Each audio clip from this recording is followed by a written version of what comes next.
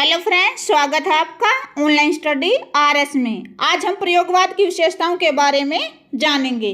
प्रयोगवादी काव्य से पहले प्रगतिवादी काव्य में कवियों ने संकीर्ण धरातल और राजनीतिक दृष्टिकोण को ही प्राथमिकता दी। जो कलागत मूल्य थे उनको उन्होंने अनदेखा कर दिया। इसी के परिणाम स्वरूप प्रयोगवादी काव्य धारा का जन्म हुआ। जो प्रयोगवाद है उसे प्रयोगवाद क्यों कहा गया? क्योंकि इसमें बहुत से नए नए प्रयोग किए गए। कला के क्षेत्र में नए विचारों को शामिल किया गया। इसमें भाषा को महत्व न देकर के भाव को महत्व दिया गया है। भावों को व्यक्त करने के लिए, फिर चाहे वो अंग्रेजी भाषा हो या संस्कृत भाषा हो, भावों को व्यक्त करने के लिए जिस भी भाषा का प्रयोग उन्हें उचित लगा किया गया। तो चलिए इनकी विशेषताओं के बारे में जानते हैं। प्रयोगवाद का प्रारंभ अज्ञेय के तार सप्तक के प्रकाशन से माना जाता है। प्रयोगवादी कवि थे जो वो प्रयोग करने में विश्वास करते थे। अज्ञेय ने प्रयोग को साधन मानते हुए लिखा है, प्रयोग अपने आप में इष्ट नहीं वरन साधन है। इस युग में भाव एवं शैली की दृष्टि से नए नए प्रयोग किए गए, उसे प्रयोगवाद नाम दिया गया। प्रयोगवादी काव्य की विशेषताएं। नंबर 1 है नवीनता। प्रयोगवादी कविता में नयापन है। संभवतः इसी कारण अज्ञेय ने इन कवियों को नई राहों के अन्वेषी कहा है। उदाहरण देखिए, आओ हम उस अतीत को भूलें और आज की अपनी रग रग के अंतर को छू लें। इसमें पंक्तियों में क्या कहा गया है कि आओ हम उस अतीत यानी कि भूतकाल को भूल जाएं, अतीत की जो बातें हैं उन्हें भूल जाएं और आज जो पंक्तियां हैं उनमें ऐसे भाव विचार प्रकट करें कि हमारे अंतर्मन को छू ले। नेक्स्ट है बुद्धिवाद की प्रधानता। परंपरागत कवियों में जहां भावना की प्रधानता है, वहीं प्रयोगवादी कविताओं में बौद्धिकता की प्रधानता है। उदाहरण देखिए, मेरी विशाल बुद्धि सूर्य चंद्र तारों के ताप वेग नाप रही। यहाँ पर क्या कहा गया है? बुद्धि को अधिक महत्व दिया गया है कि मेरी जो विशाल बुद्धि है, मेरी जो तेज बुद्धि है, वह सूर्य चंद्र और तारों के, किसके? सूर्य चंद्र और तारों के ताप के, जो ताप है उनका जो वेग है, ताप, उनको नाप रही है।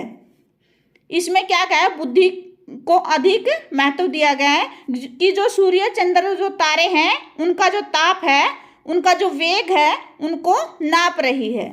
नेक्स्ट है ईश्वर के प्रति अनास्था।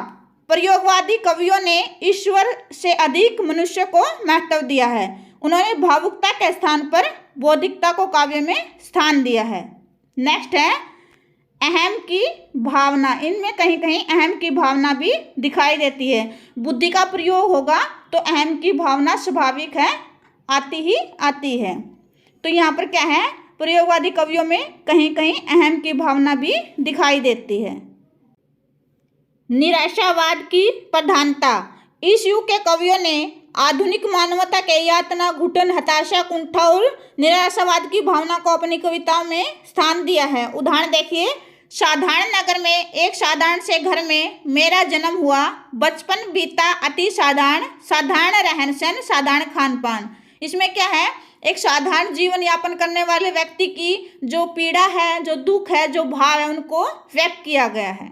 नेक्स्ट है प्राचीन रूढ़ियों का विरोध। प्रयोगवादी कवियों ने परंपरागत रूढ़ियों के प्रति विद्रोह की भावना व्यक्त की है।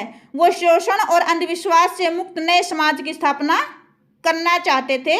उदाहरण देखिए, दुख सबको मांझता है। ये पंक्तियां मोस्ट इम्पोर्टेंट हैं। दुख सबको मांझता है, ये पेपर में कई बार पूछी जाती हैं। ये पूछा जाता है कि ये पंक्तियां किस कवि की हैं? किसकी हैं? अज्ञेय जी की। तो क्या है?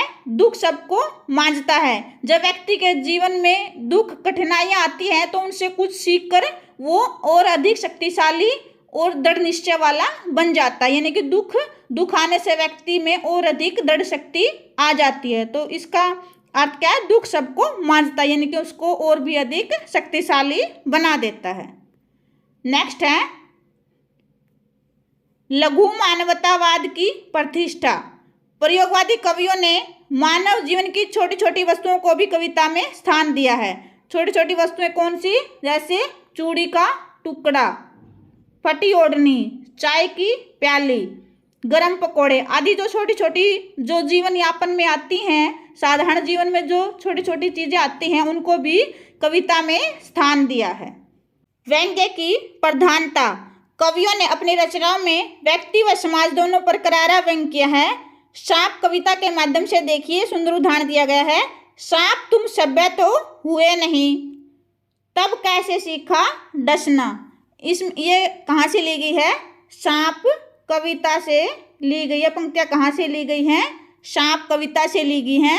सांप कविता के माध्यम से अघे ने शहर में रहने वाले लोगों की संवेदनहीनता और शोषण प्रवृत्ति को सामने रखा गया है। उन्होंने आधुनिक सभ्यता पर करारा व्यंग्य किया है।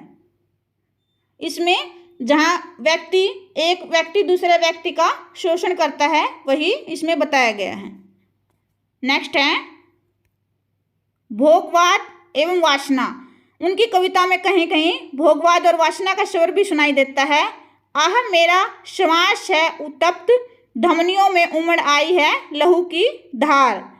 तो उनकी जो प्रयोगवादी कवि हैं, उनकी रचनाओं में क्या है? भोगवाद और वासना का स्वर भी सुनाई देता है। नेक्स्ट है प्रकृति चित्रण। प्रयोगवादी कवियों ने छायावादी कवियों की तरह प्रकृति चित्रण तो नहीं किया, लेकिन जो मनुष्य के जो भाव व्यक्त करने के लिए, जो उनकी पीड़ा को व्यक्त करने के लिए कहीं कहीं प्रकृति चित्रण भी दिखाई देता है। नेक्स्ट है यथार्थवादी। जीवन के वास्तविक रूप को प्रस्तुत करना ही प्रयोगवादी कवियों का मुख्य उद्देश्य रहा है। एक उदाहरण देखिए, इस युग में सिया राम शुद्धा काम, क्या है इनका यथार्थ वर्णन किया गया है। नेक्स्ट है कला पक्ष। सबसे पहले है भाषा। प्रयोगवादी कवियों ने कोई विशेष भाषा का प्रयोग नहीं किया। उन्होंने अपनी भावों को व्यक्त करने के लिए जिस भी भाषा, चाहे वो अंग्रेजी भाषा हो, संस्कृत भाषा हो या कोई और अन्य भाषा हो, उसका प्रयोग किया है। इनका मुख्य उद्देश्य है भाव को व्यक्त करना। भाषा को महत्व न दे करके भाव को महत्व दिया गया है। इन्होंने सहज सरल खड़ी बोली का प्रयोग किया है। नेक्स्ट है छंद। इन्होंने किसी विशेष छंद का प्रयोग न करके मुक्तक छंद का प्रयोग किया, क्योंकि इनका उद्देश्य क्या था? भावों को व्यक्त करना, सामान्य जो समाज था उनके विचारों को व्यक्त करना। एक उदाहरण देखिए, उड़ गई चिड़िया कांपी फिर थिर हो गई पत्ती। ये भी पंक्तियां हैं जो मोस्ट इम्पोर्टेंट पंक्तियां हैं, ये भी पेपर में कई बार पूछी जाती हैं। उड़ गई चिड़िया कांपी फिर थिर हो गई पत्ती। अलंकार। प्रयोगवादी कवियों ने उपमा, रूपक, अतिशयोक्ति आदि अलंकारों का प्रयोग किया है। इनका उद्देश्य काव्य रचना करना नहीं, बल्कि साधारण जीवन और उनके भावों को व्यक्त करना था। तो इन्होंने किसी विशेष अलंकार का प्रयोग न करके अपनी बात को प्रकट करने के लिए उपमा, रूपक, अतिशयोक्ति और भी अलंकारों का प्रयोग किया है। नेक्स्ट है रस। शांत रस, श्रृंगार रस, रौद्र रस, क्रूर रस। भावों को प्रकट करने के लिए जिस भी रस या उपमा, रूपक जो अलंकार हैं उनका उन्होंने प्रयोग किया। इनका मुख्य उद्देश्य भाषा को महत्व न दे करके भावों को महत्व देना था। तो इन्होंने क्या है, जब साधारण जीवन की दुख पीड़ा को व्यक्त करना है तो वहाँ पर करुण रस का प्रयोग किया है। और जो निम्न जाति है जो उनका शोषण करते हैं, उसका विरोध या व्यंग्य कसने के लिए रौद्र रस का प्रयोग किया है। और जो प्रकृति वर्णन है उसमें श्रृंगार रस। ये क्या है, जहाँ पर भी अपने विचारों को प्रकट करने के लिए जिस भी रस की आवश्यकता हुई उनका प्रयोग किया है। नेक्स्ट है शैली। इन्होंने भावात्मक, वर्णात्मक, प्रतीकात्मक शैली का प्रयोग किया है। उदाहरण देखिए, देवता अब इन प्रतीकों के कर गए हैं कूच। इसमें क्या है, प्रतीकात्मक शैली का प्रयोग किया गया है। आशा करते हैं आज का ये वीडियो आपको अच्छा लगा होगा। अच्छा लगा हो तो लाइक, शेयर, सब्सक्राइब करें और कमेंट में बताएं आपको ये वीडियो कैसा लगा। धन्यवाद।